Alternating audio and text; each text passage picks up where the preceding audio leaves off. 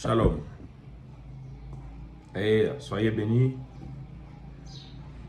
Que la paix du Christ, paix qui surpasse toute intelligence, vous comble et comble vos maisons. Je vous crois tous en bonne santé et surtout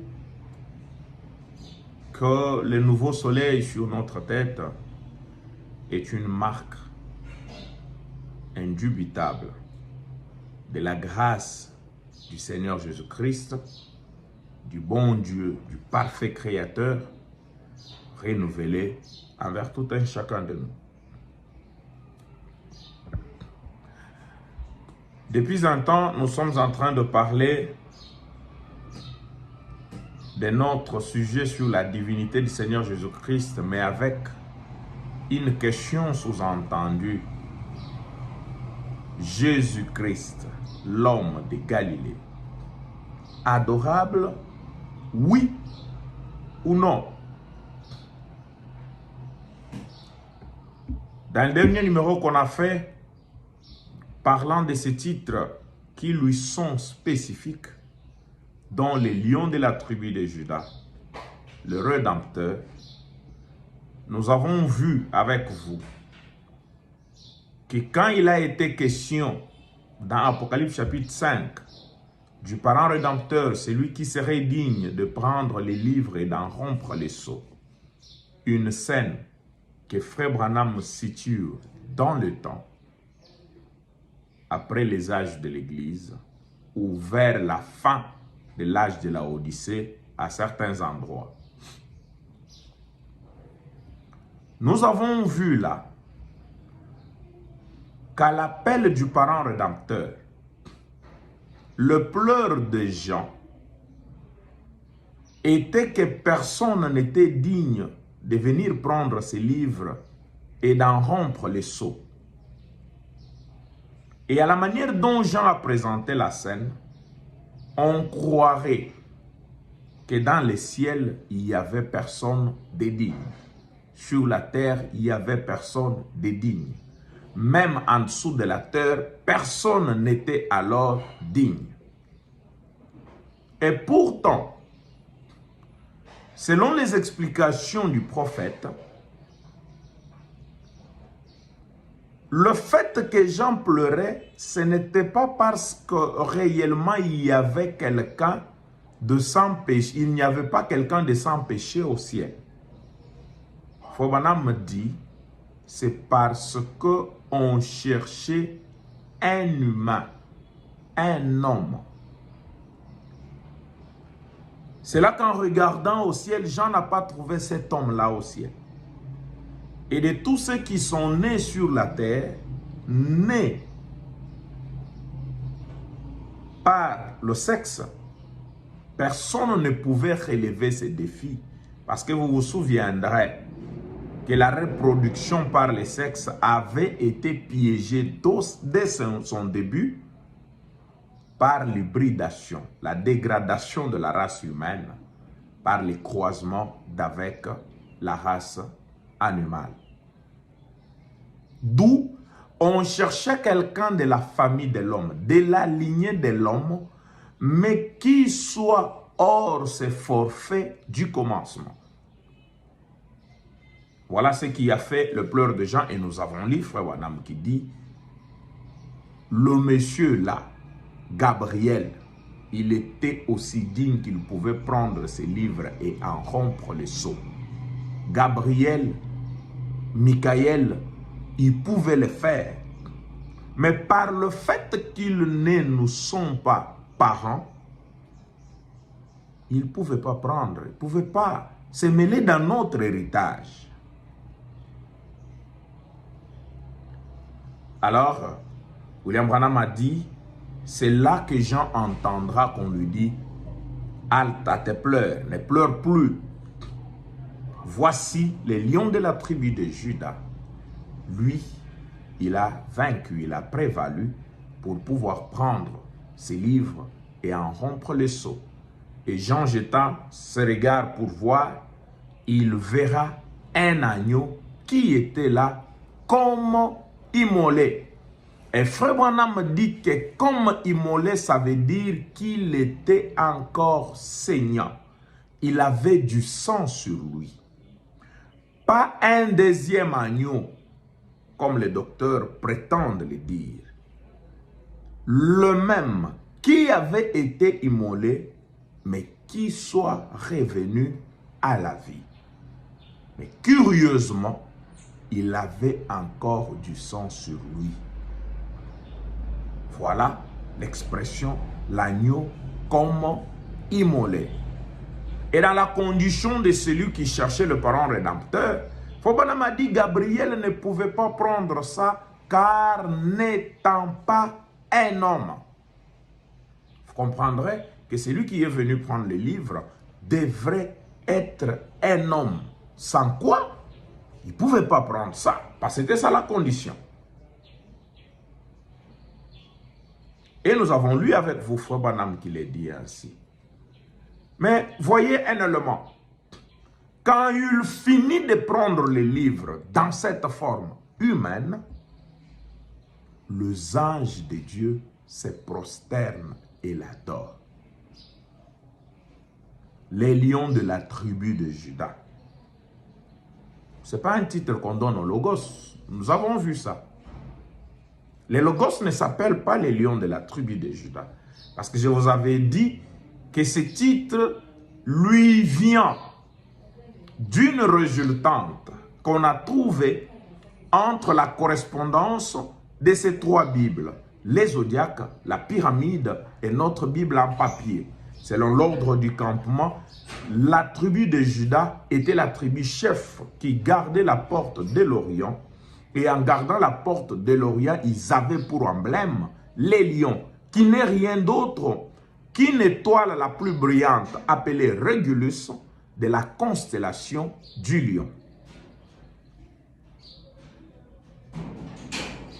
Donc, si les anciens se sont prosternés et ont adoré l'agneau, lequel agneau était un homme, lequel homme est le lion de la tribu de Juda. Et dans la brèche, Frère Branham dit, lequel homme est le produit de la naissance virginale.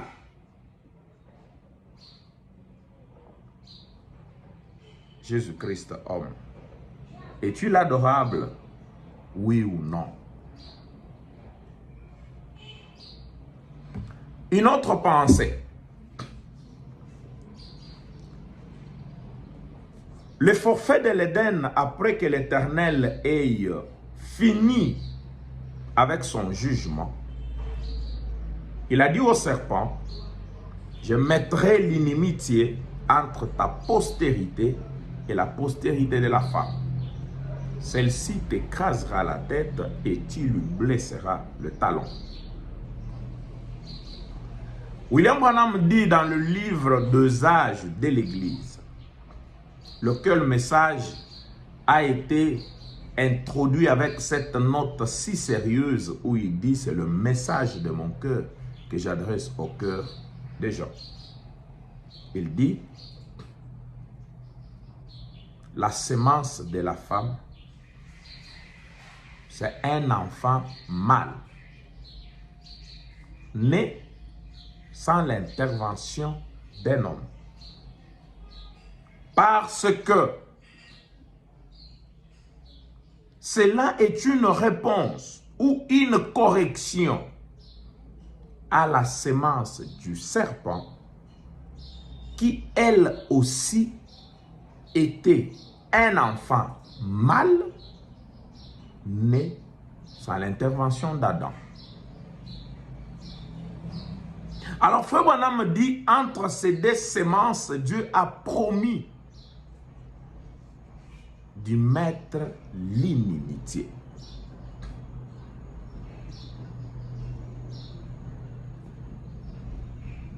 L'enfant mâle né sans l'intervention d'Adam, Caïn.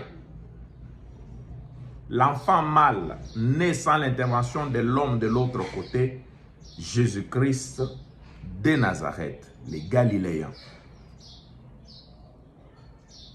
L'inimitié entre les deux Mais d'où vient que toi, tu ne supportes pas le Seigneur Jésus-Christ, homme, dans la divinité?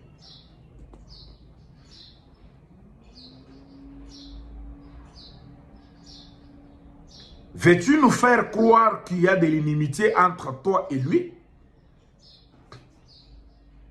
Or, la seule promesse, la seule personne dont cette inimitié a été prophétisée par Dieu lui-même, c'est la sémence du serpent. La lutte que tu mènes,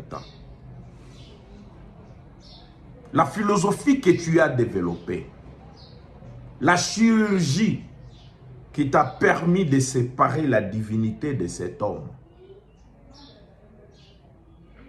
et de ne pas l'admettre dans ton adoration. Serait-ce le résultat de cette inimitié qui avait été prédite par Dieu lui-même?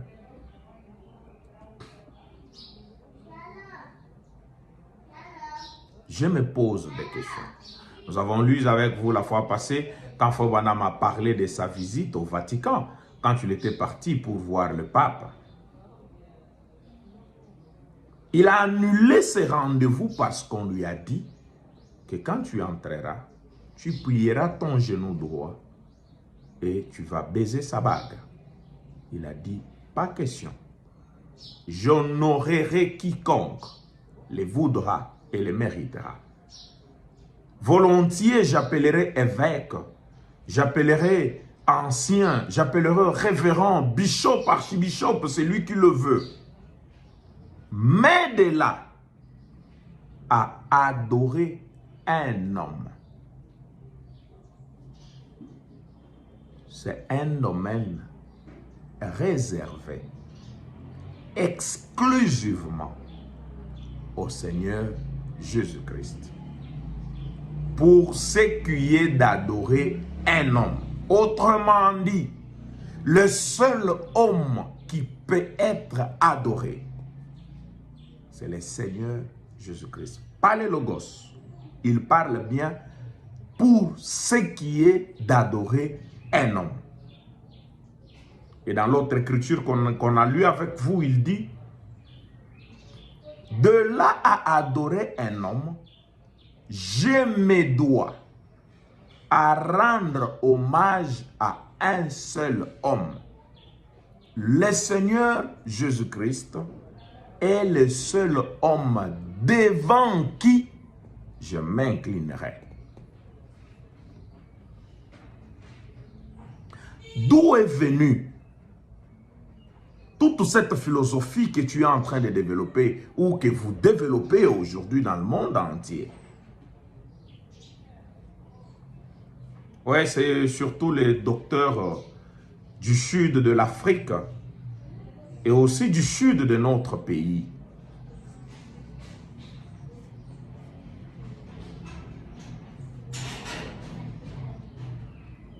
Est-ce vous êtes les adversaires ou les ennemis de cette sémence dite de la femme?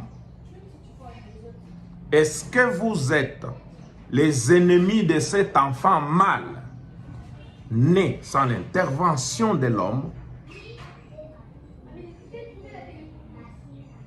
C'est la prophétie qui vous décrit.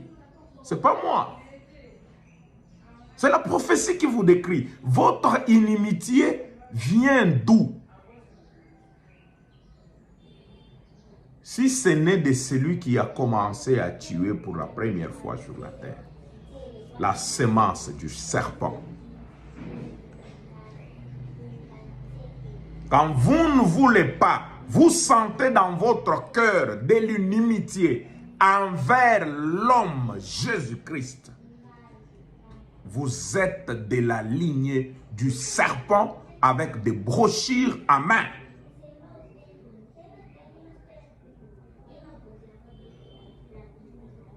Frère Branham a dit, le seul homme devant qui moi je m'incline, c'est le Seigneur Jésus-Christ. Que Dieu vous bénisse.